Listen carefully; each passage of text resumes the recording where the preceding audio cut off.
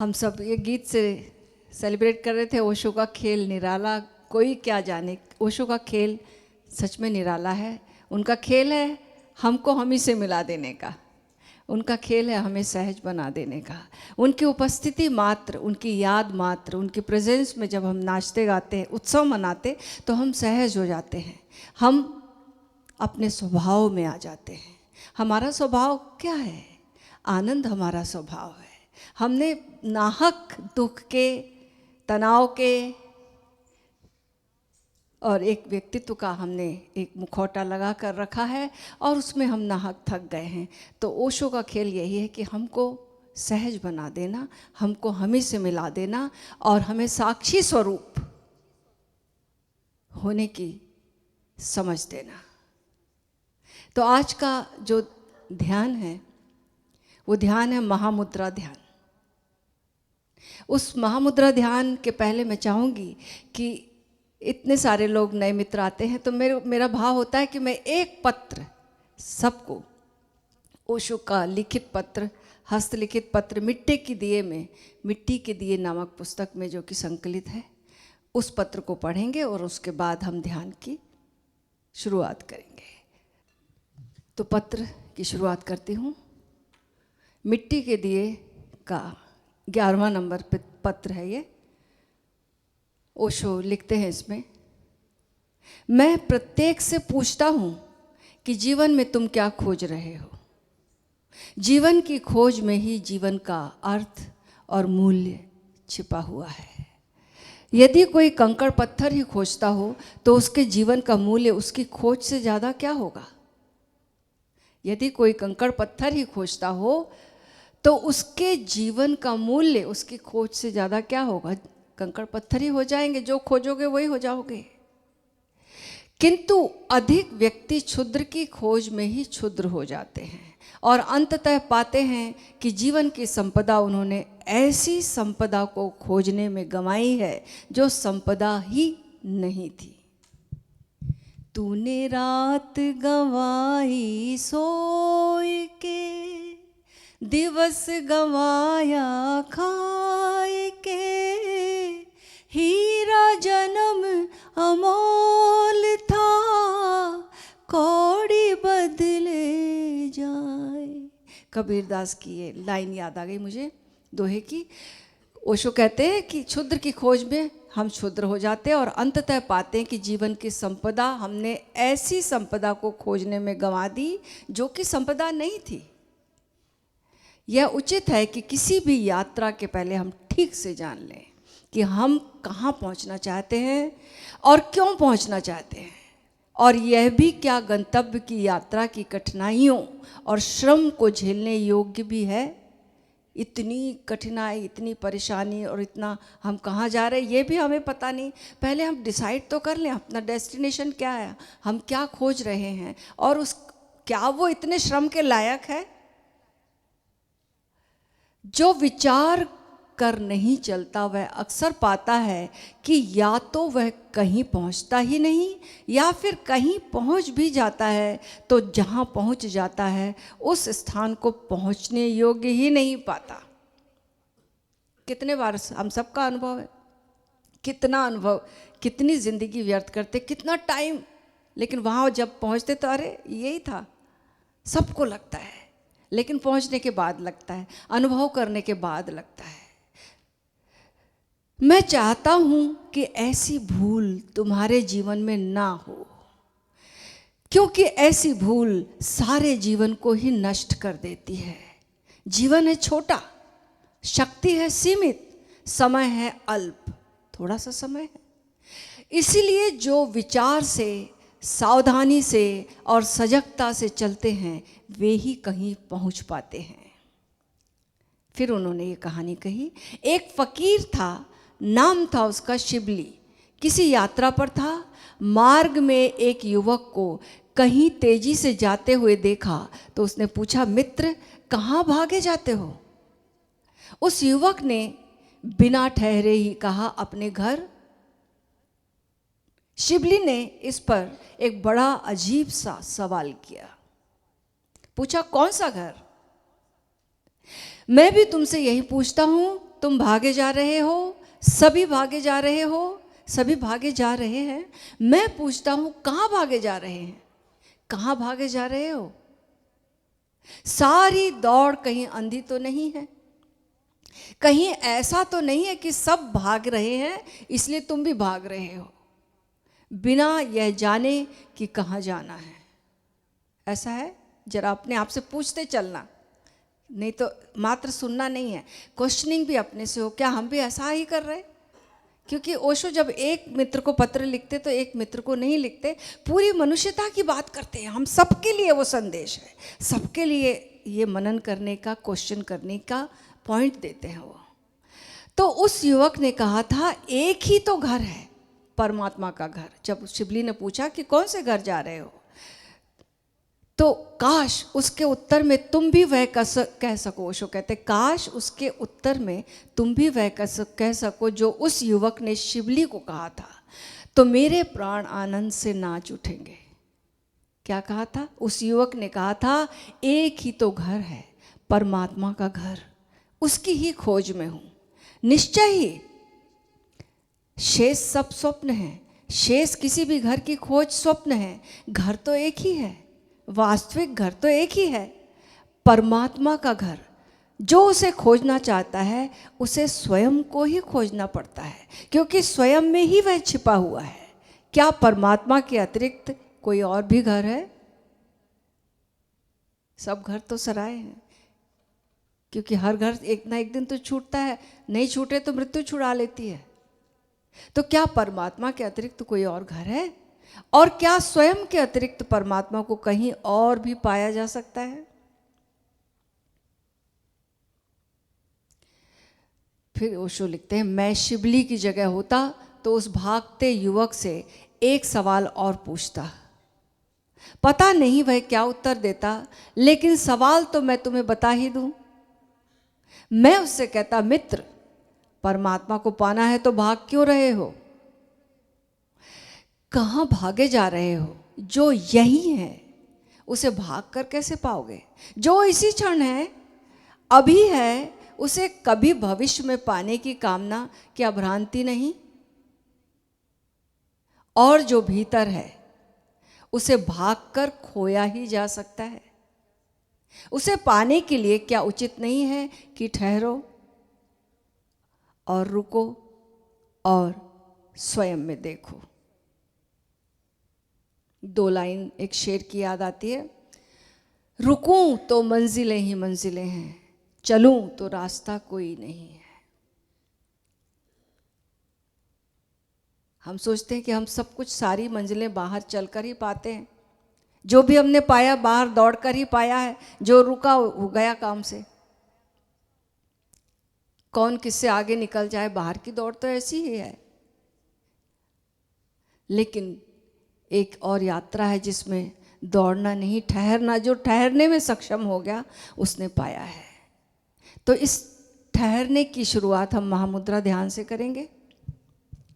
ये तिब्बती परंपरा में शब्द है। इस महामुद्रा जो है, तिब्बती गुरुओं ने तिलोपा, नारोपा, मारेपा, ये सारे गुरुओं की ये देन है हमें महामुद्रा ध्यान।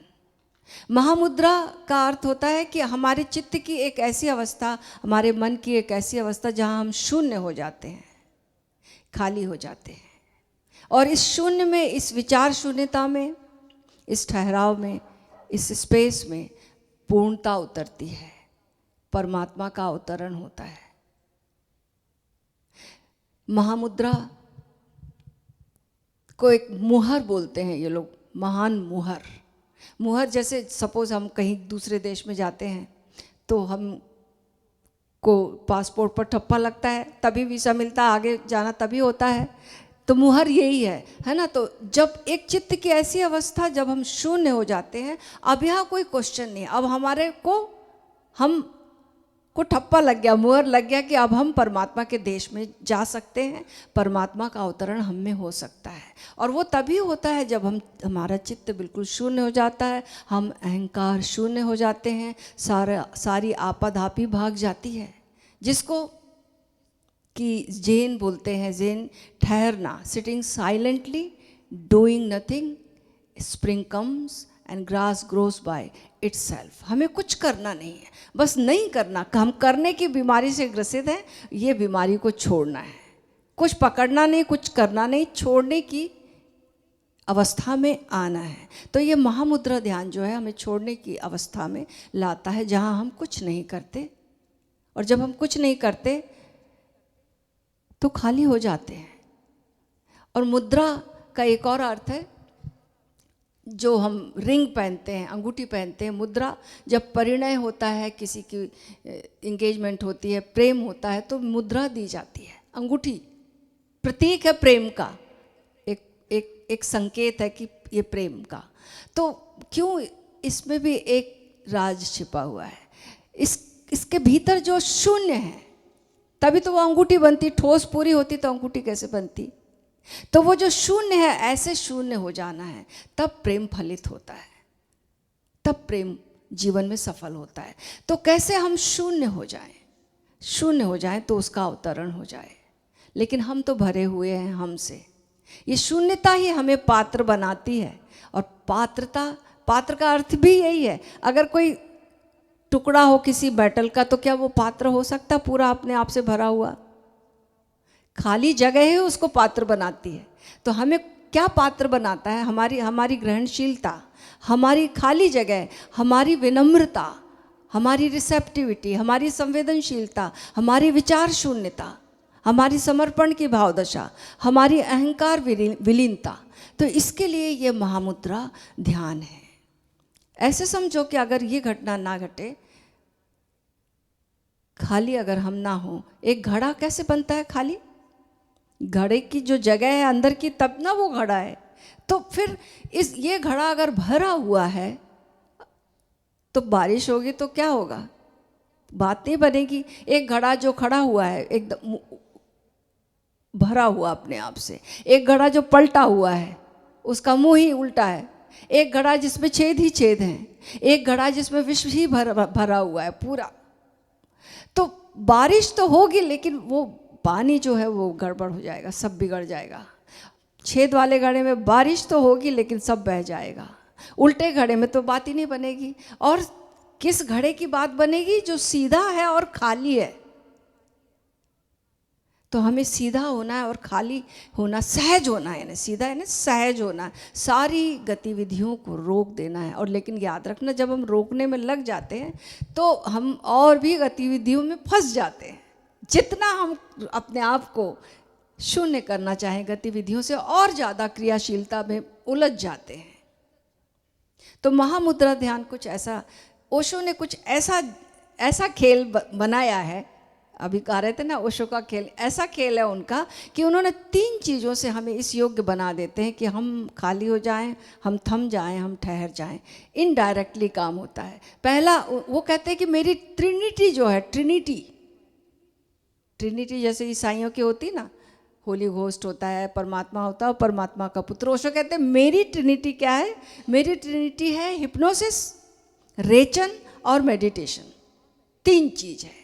तो हमने आज सुबह हमने ध्यान किया, रेचन किया, उसमें सबने किया, जम के मैं सुन रही थी, अच्छा रेचन हुआ। और जो नहीं किया वो चूक गया होगा। लेकिन पहला जो है वो रेचन का हमने किया।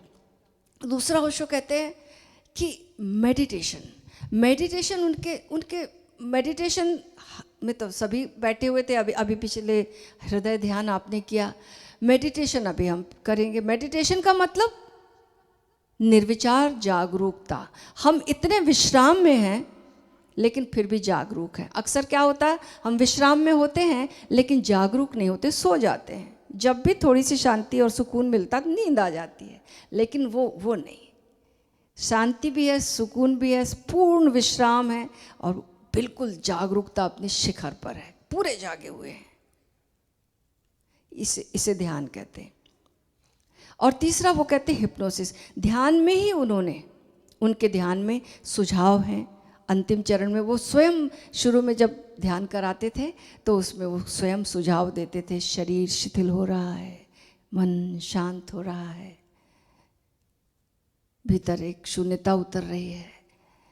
लास्ट में भी उन्होंने जो अंतिम दिनों में अपने जो ध्यान कराया, उसमें भी वो स्वयं ही वो सजेशंस देते थे। हारा मेडिटेशन, हारा सेंटर तक ले जाना, जो हमारे जीवन और मृत्यु का केंद्र है वहाँ तक ले जाना, और उसके बाद सजेशन देना कि सारी ऊर्जा तुम्हारी रश कर जाए उस सेंटर तक, और एक अर्जेंसी की फीलिंग हो, ज़्यादा टाइम नहीं है, अब भागो, सारी ऊर्जा को प्रतिक्रमण करो और वहाँ तक पहुँच जाओ अपने जीवन के सेंटर तक, क्योंकि ओशो का परमात्मा जीवन केंद्रित है। कहीं सातवें आसमान पर नहीं बैठा, इसी जीवन में खोजना है हमें, इसी जीवन में हमें अनुभव करना है। तो यही है महामुद्रा ध्यान, जिसमें कि इन तीनों चीज़ों की, जब हम शांत होते हैं, जब हम ग्रहणशील होते हैं, जब हम खाली होते हैं, तो हमें कुछ करना नहीं पड़ता। इस निष्क्रिय अवस्था में परमात्मा का अवतरण होता है। अब हम महामुद्रा ध्यान की शुरुआत करेंगे। पहले निर्देश सुन लें, उसके बाद।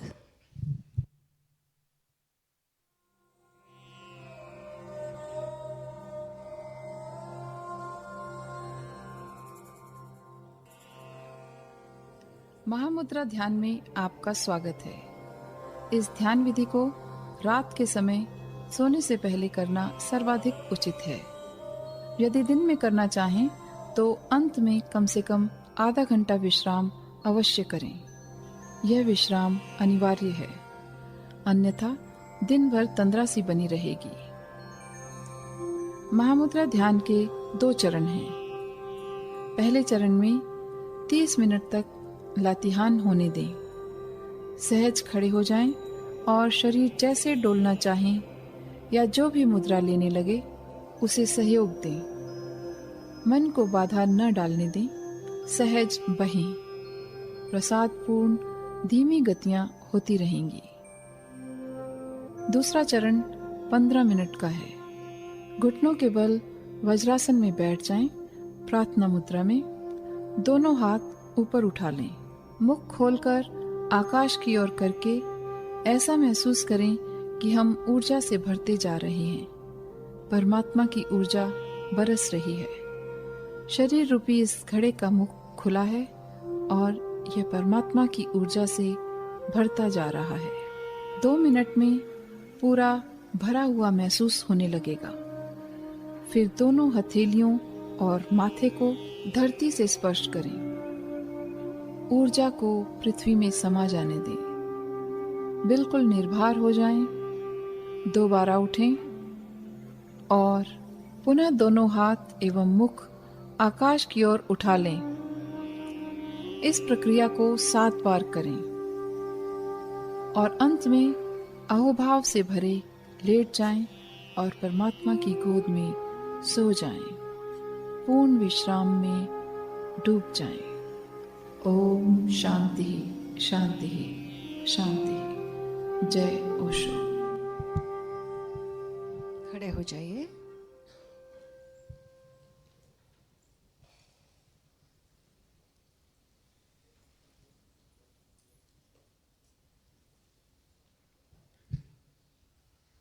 संगीत के साथ आंखें आपकी बंद रहेंगी, आप अपने साथ हो जाइए। पट्टी लगाना चाहें पट्टी लगा लें, आंखें बंद रख सकें, संकल्प से भर जाएंगे। तो आंखें मत खोलना ताकि दूसरे की प्रेजेंस आपके साथ ना हो, आप अपने भीतर प्रवेश कर सकें। तो संगीत बजेगा और आप, जैसा कि निर्देश में आपने सुना कि अपनी बॉडी को लातिहान होने देना, जैसी मूव करती है जिस दिशा में, उसे उस दिशा में उसको मूव करने देना। अगर कुछ ना हो तो थोड़ा सा सहयोग भी कर लेना शुरुआत में अपने आप। फिर आप पाएंगे कि आपका अवचेतन हावी हो गया है आप पर और ये मोमेंट्स होने लगे हैं। फिर आप बहने लगना।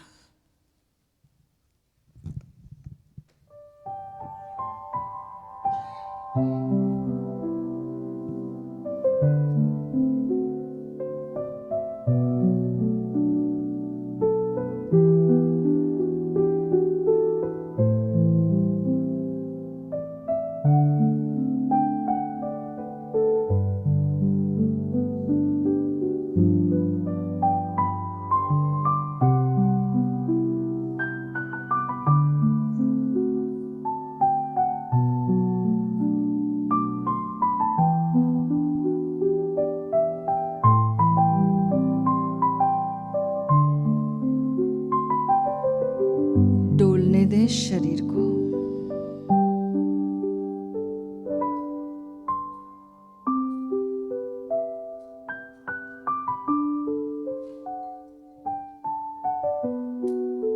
शुरुआत करेंगे, अपने आप ऊर्जा ओवर पावर कर लेगी आपको। हाथ खुले छोड़ दे, बांध कर मत खड़े होना।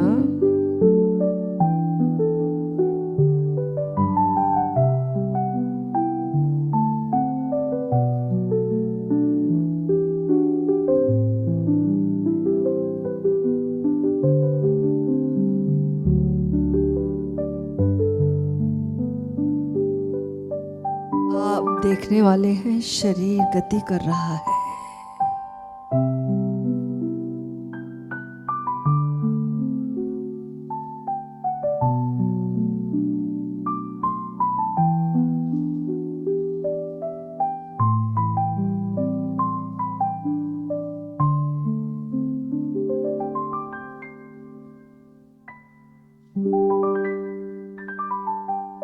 विभिन्न आकृतियां बनने लगेंगी शरीर की।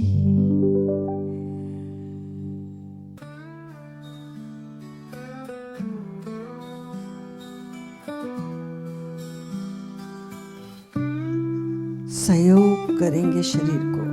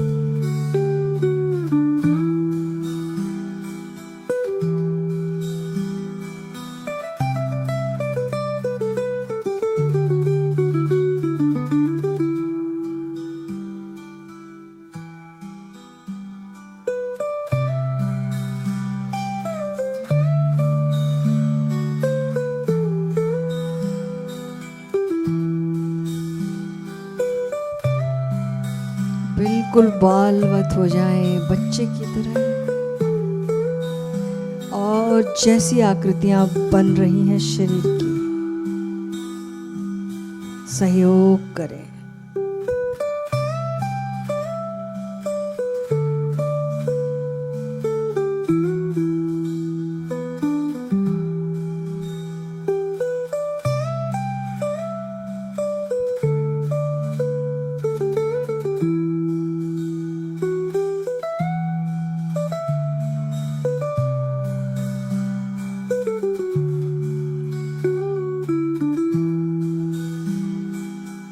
हाथ खुला छोड़कर खड़े रहें ताकि आपके भीतर से शरीर आकृतियां बनाता रहे।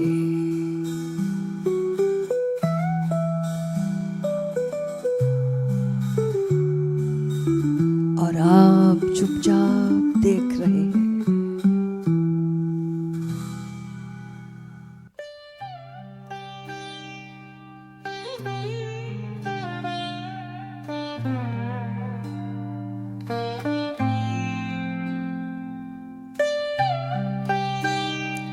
जैसे कोई पेड़ की लताएं झूमे, डालियां झूमे, ऐसा कुछ होने लगा है।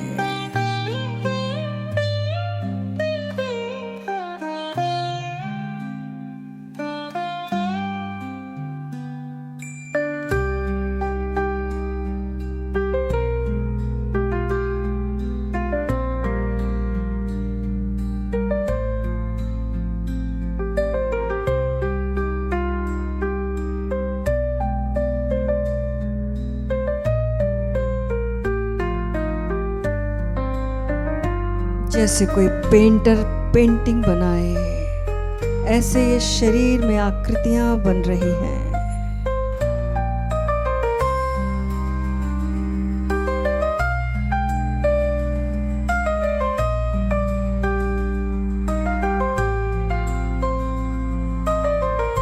आप विस्मय विमुग्ध होकर देख रहे हैं, जैसे कोई पेंटर अपनी ही पेंटिंग को देखे।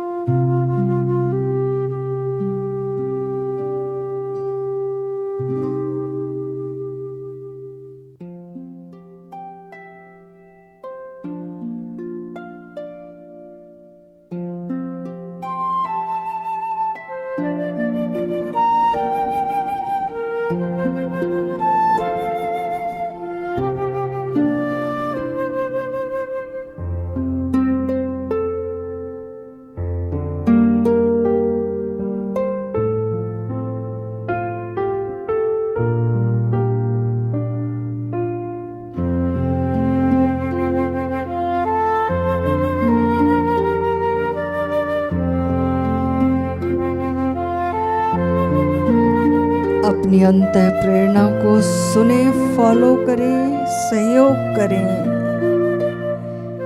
गतिविधि होने दें शरीर में।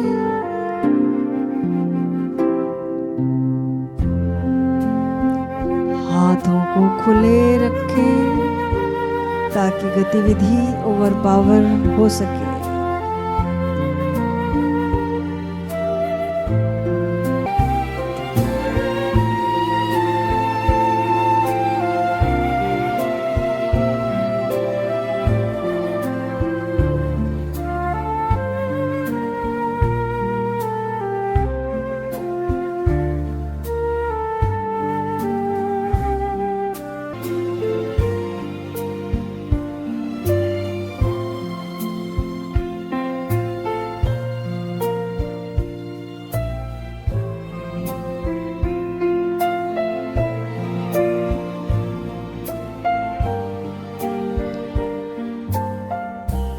एक अद्भुत ऊर्जा से आविष्ट हो गए हैं हम सब, और ये शरीर झूम रहा, डोल रहा, गति कर रहा।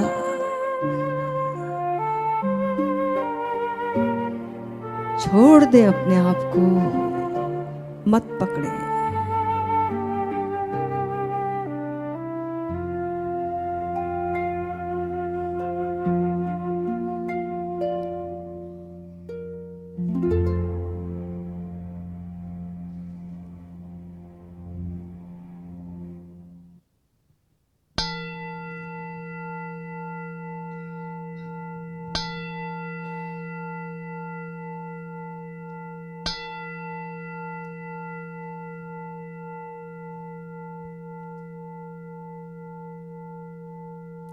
अब बैठ जाएंगे वज्रासन में, नमाजी आसन में, प्रार्थना के आसन में। किसी के घुटने खराब हों तो वो अपनी आसन सहज रूप से चुन ले, जैसे कोई प्रार्थना में बैठा हो,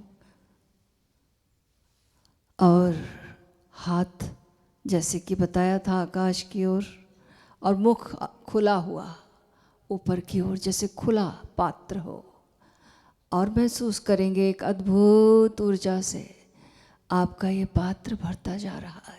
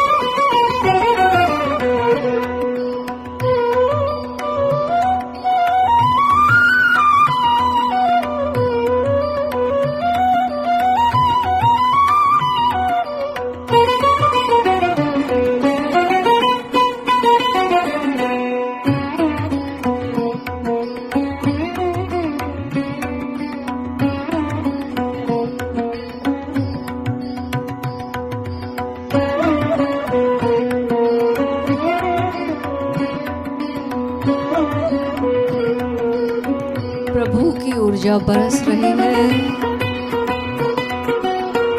भरते जा रहे हैं हम सब विशेष ऊर्जा से।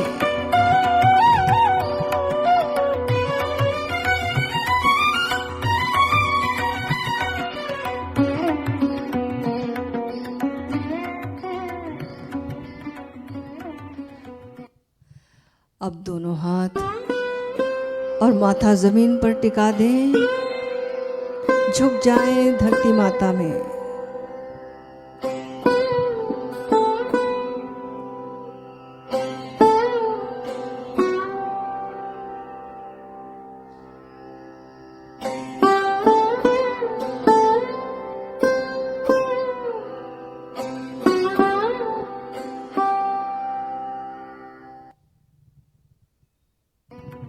वापस आ जाए और पुनः दूसरा राउंड शुरू हो जाए। मुख खुला आकाश की ओर।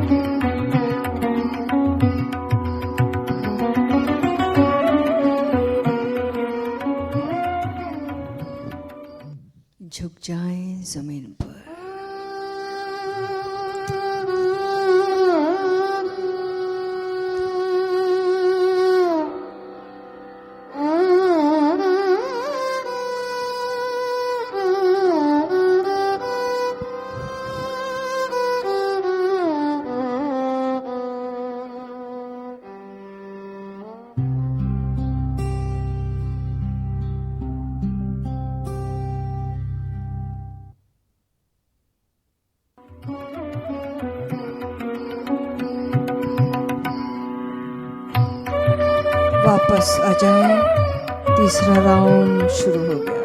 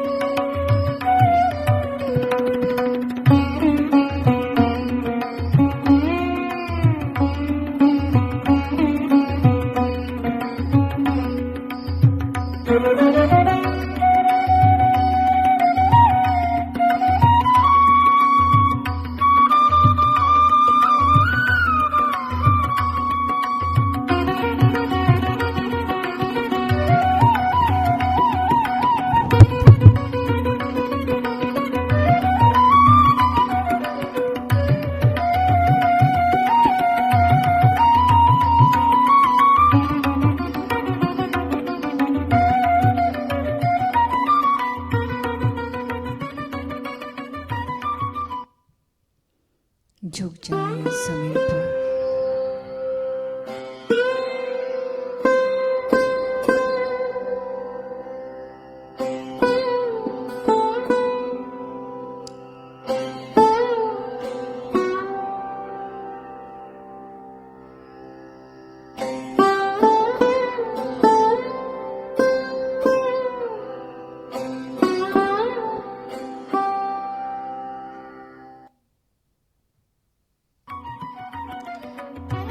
आ जाइए फिर से वापस अगला राउंड।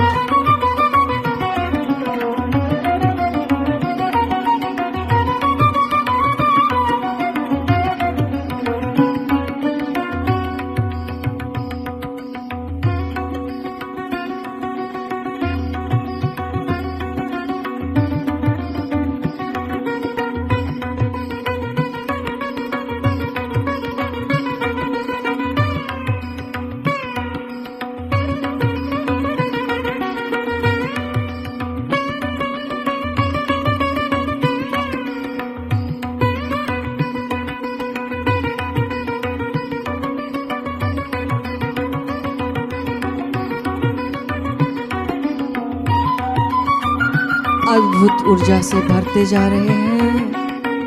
ऊर्जा ही ऊर्जा, दिव्यता उतर गई है। शुद्धता, दिव्यता, पवित्रता।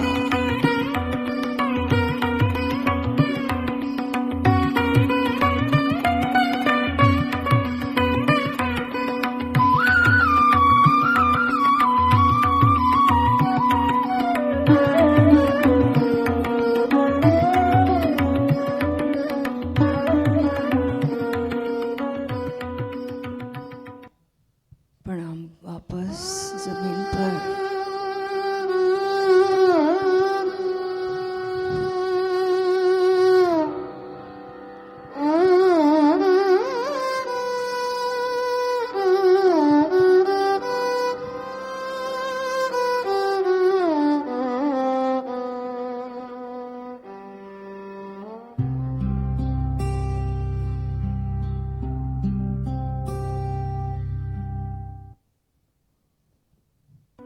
वापस उठ जाएं, मुख खोल लें, हाथ आकाश की ओर। ऊर्जा बरस रही है, हम भरते जा रहे हैं।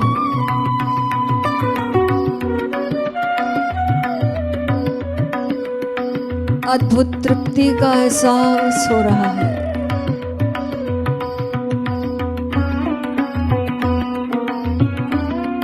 Deep containment.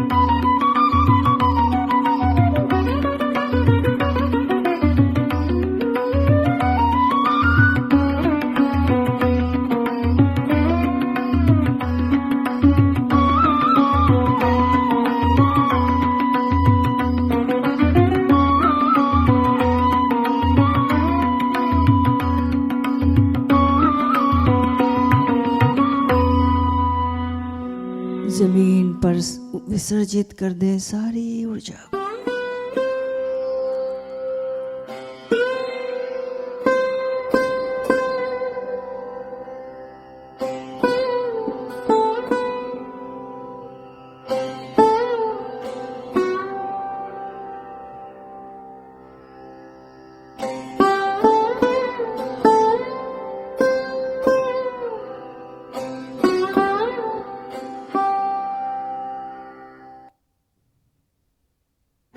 अगला राउंड।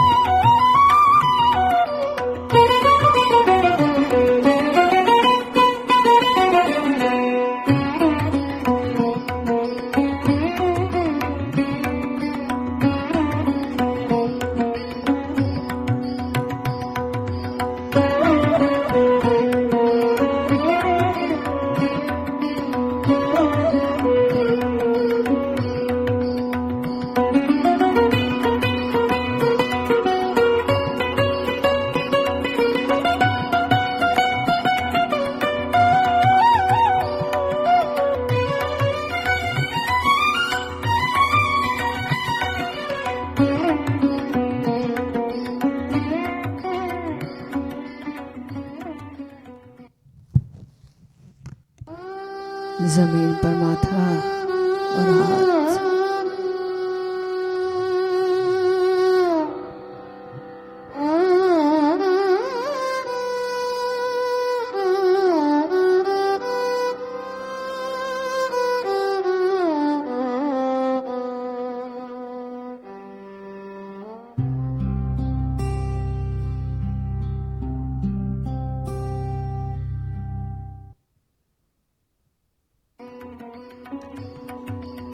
अगला राउंड।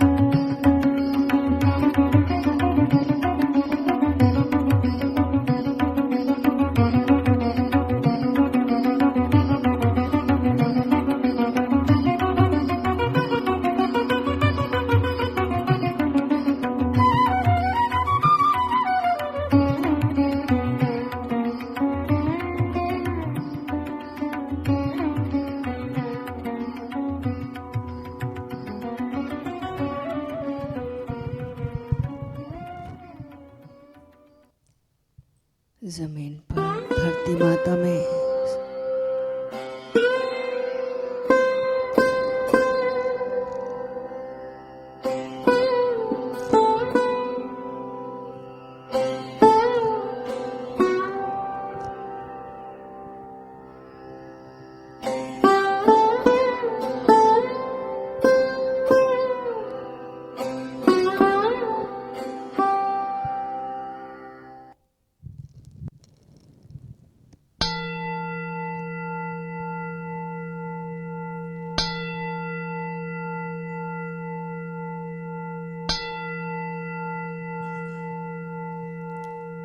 अब शवासन में लेट जाएं। समर्पित हो जाएं, छोड़ दें अपने आप को अस्तित्व के चरणों में।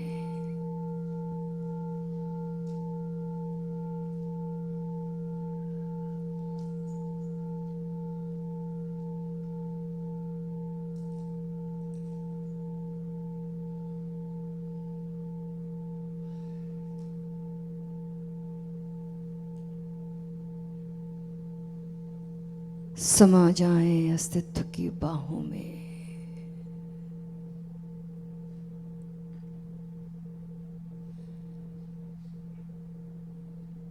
गहरी शांति,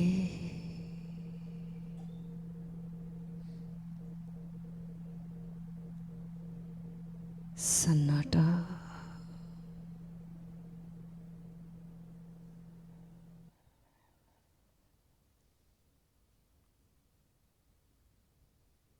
भीतर एक गहरी तृप्ति और पवित्रता।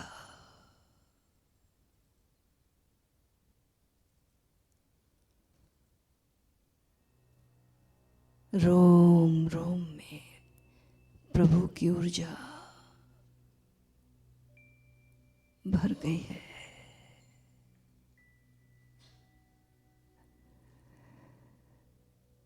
मजा लें उस वाइब्रेशन का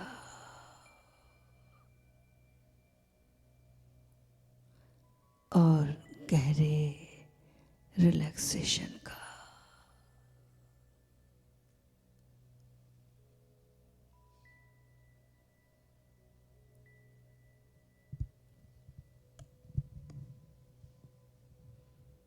पूरी जागरूकता है और पूरा विश्राम है।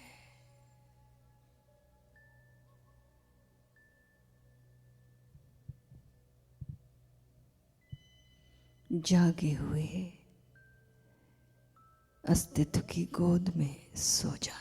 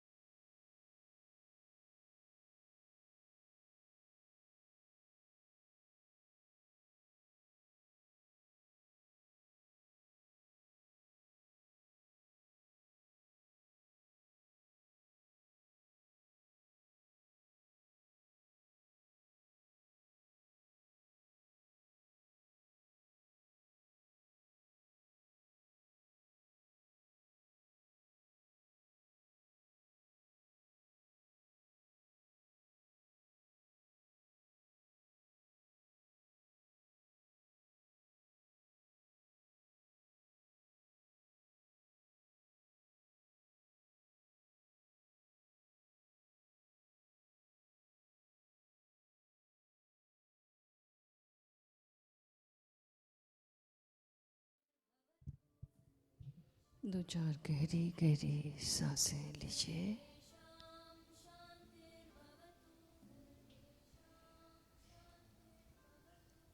आहिस्ता आहिस्ता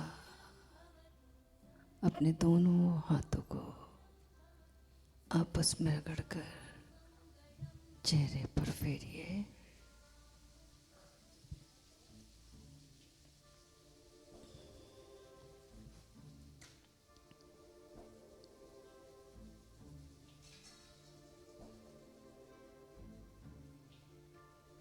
धीरे धीरे उठकर बैठ जाइए।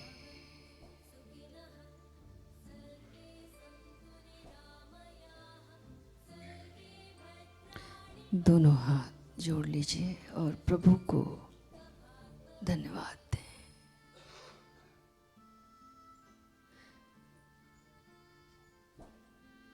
ग्रेटिट्यूड से भर जाए सारे अस्तित्व के प्रति।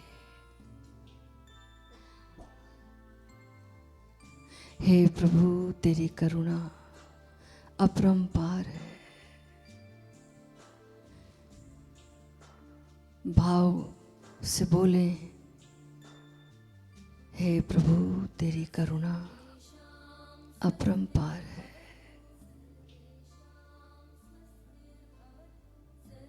हे प्रभु, तेरी करुणा अपरंपार है।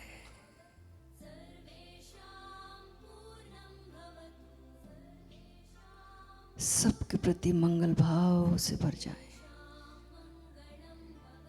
इस मंत्र के साथ।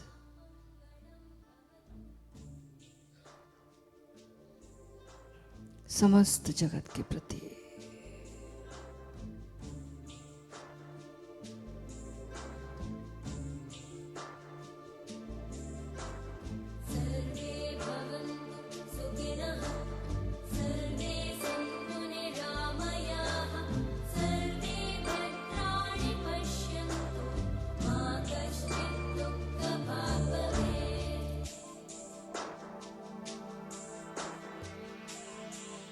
इसके साथ ही आज का ये सत्र पूरा हुआ। जय ओशो।